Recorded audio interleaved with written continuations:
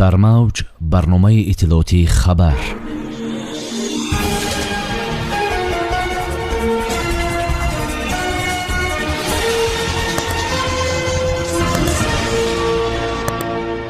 китобхону пулгир. президенти мамлакат маблағи шоҳҷоизаи озмуни фурӯғро зиёд карданд. дар тоҷикистон маркази дӯстӣ ва ҳамкории созмони ҳамкории Шанхай ифтитоҳ шуд. шаҳри ҳушманд дар 50 мактаб барномаи донишро фаъол месозад. русия барои кӯмак ба мактабхонҳои тоҷикистон $1 миллион ҷудо кард.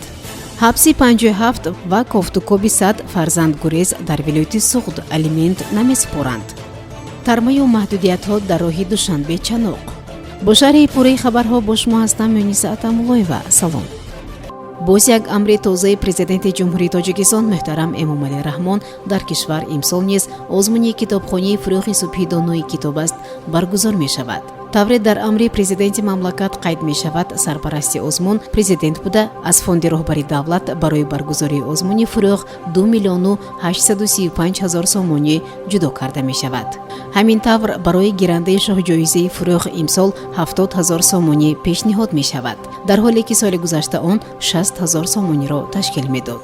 шоҳҷоиза ба иштирокчие дода мешавад ки аз 4 номинатсия, яъне адабиёти классикӣ, адабиёти муосир, адабиёти шифоҳӣ ва бачагона, адабиёти ҷаҳон беш аз 70% осори назмию насрии тавсияшударо мутолиа ва ҳифз намудааст. озмун давра аз моҳҳои майи соли 2021 то моҳи декабри ҳамин сол баргузор карда мешавад. аз 5 номинатсия иборат буда тамоми шаҳрвандони Тоҷикистон метавонанд иштирок кунанд. дар шаҳри Душанбе маркази дӯстӣ ва ҳамкории созмони ҳамкории Шанхай ифтитоҳ шуд. тавре вазорати корҳои хориҷии Тоҷикистон гузориш медиҳад, дар Академияи идоракунии давлатӣ назди президенти ҷумҳурии Тоҷикистон бахшида ба 20-солагии созмони ҳамкории Шанхай дар мувофиқа бо президенти ҷумҳурии Тоҷикистон муҳтарам Эмомалӣ Раҳмон маркази дӯстӣ ва ҳамкории созмони ҳамкории Шанхай дар Тоҷикистон ифтитоҳ гардид. зимни ифтитоҳи маркази дӯстӣ ва ҳамкории созмони ҳамкории Шанхай дар Тоҷикистон намояндагони кишварҳои узви созмон иштирок доштанд. ректори академия иброз дошт ки яке аз чорабиниҳои сатҳи баланд ки имсол дар ҷумҳурии Тоҷикистон баргузор мешавад, нишасти сарони давлатҳои созмони ҳамкории Шанхай мебошад. мутобиқи муқаррароти созмони ҳамкории Шанхай соли 2021 раёсат дар созмони мазкур аз Федератсияи Россия ба ҷумҳурии Тоҷикистон гузашт ки он ба 20-солагии таъсиси ин созмони бонуфуз рост меояд. ҷумҳурии Тоҷикистон яке аз кишварҳои таъсисдиҳандаи ин созмони байналмилалии минтақавӣ буда дар рушду равнақи он саҳми босазо дорад. корхонаи воҳиди давлатии шаҳри ҳушманд Смарт Сити ҳукумати Душанбе барномаи электронии донишро дар 50 мактаби пойтахт фаъол мекунад. раёсати маорифи шаҳри Душанбе хабар дод ки феълан барномаи электронии дониш дар 5 муассиса фаъол буда дар 20 муассисаи дигар муаррифӣ гардид. дар назар аст ки ояндаи наздик дар 50 мактаби шаҳри Душанбе роҳандозӣ гардад, хабар додааст ховар аз қавли раёсати маорифи шаҳри Душанбе. манбаъ тавзеҳ дод ки барномаи дониш хизматрасонии электронӣ мебошад ки тавассути он волидони хонандагони муассисаҳои таълимӣ аз ахлоқу рафтор ва пешрафти донишомӯзии фарзандони худ бо истифода аз воситаҳои иттилоотиву коммуникатсионӣ муосир ва гирифтани паёмакҳо ба телефонҳои ҳамроҳ ба таври доимӣ бохабар мешаванд. ин барнома ҳамчунин шомили унсурҳои мухталифи иттилоотӣ аз ҷумла журнал ва рӯзномаи электронӣ, ҷадвали дарсҳои асосӣ ва иловагӣ, назорати давомоти хонандагон ва мониторинги сатҳи дониши онҳо мебошад, омадааст дар иттилоия. зикр гардидааст ки тавассути ин барнома волидон метавонанд вазифаҳои хонагии фарзандонашонро аз фанҳои таълимӣ, супоришҳои омӯзгорон ва дигар маълумоти заруриро ки аз маъмурияти муассисаи таълимӣ мерасанд бо паёмак ба телефон дастрас намоянд. таъкид шудааст ки барномаи дониш ба муассисаҳои таълимӣ имкон медиҳад ки бо волидайни хонандагон робитаи боз ҳам зичтар ва доимӣ барқарор намоянду роҷеъ ба раванди таҳсили ҳар хонанда ва сатҳи пешрафти онҳо дар робита бошанд.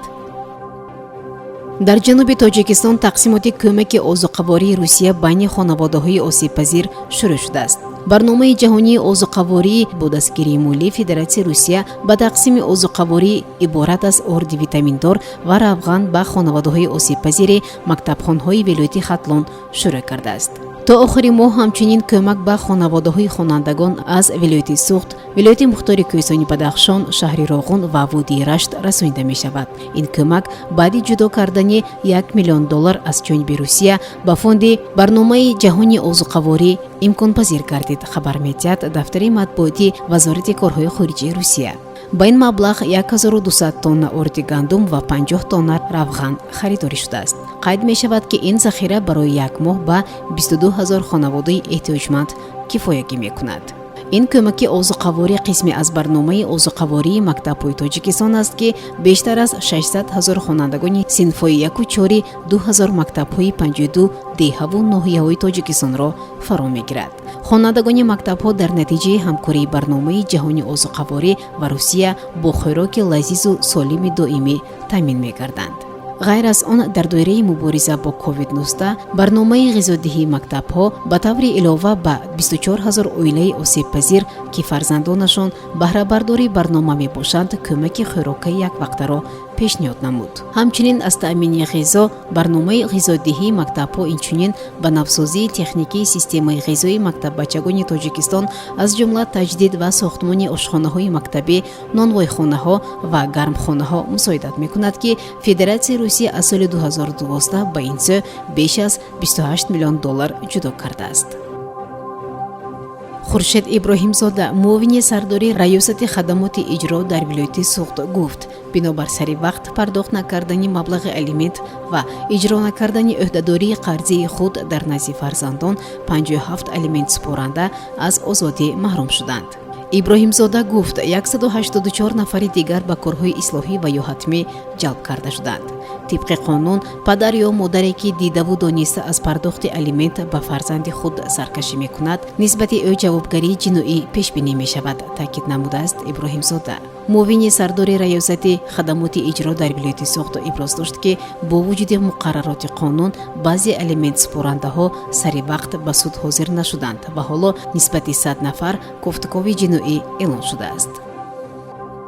ширкати роҳбарони IRS аз тармафароиҳо ва ҷорӣ шудани маҳдудияти ҳаракат дар роҳи Душанбе-Чаноқ хабар медиҳад.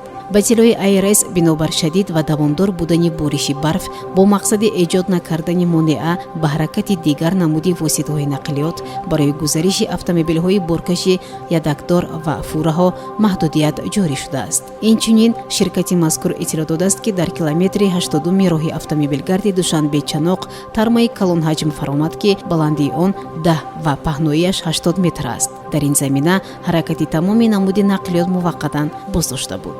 аммо баъди чанде ширкат дигар бора эълон намуд, ки кормандон дар муддати кӯтоҳ тармаро бартараф намуданд ва гузариши автомобилҳо имконпазир гардид. айни замон корҳо баҳри пурра рафт намудани паёмади тармафароӣ идома дорад, омадааст дар иттилои ширкат. ёдорас мешавем, ки мақомоти Тоҷикистон аз номзоидӣ боду ҳаво хабар дода, аз шаҳрвандон даъват намудааст, ки бидуни зарурати сахт сафар накунанду аз эҳтиёт кор бигиранд. шунавандагони гиромӣ, дар ҳаминҷо барномаи иттилоъотии хабар ба поён мерасад. барои ҳар яки шумо таънисиятиву хонаободиро хоҳонем. барномаи иттилоъотии хабар аз рӯйдодҳои Тоҷикистон, минтақа ва ҷаҳон огоҳ бош.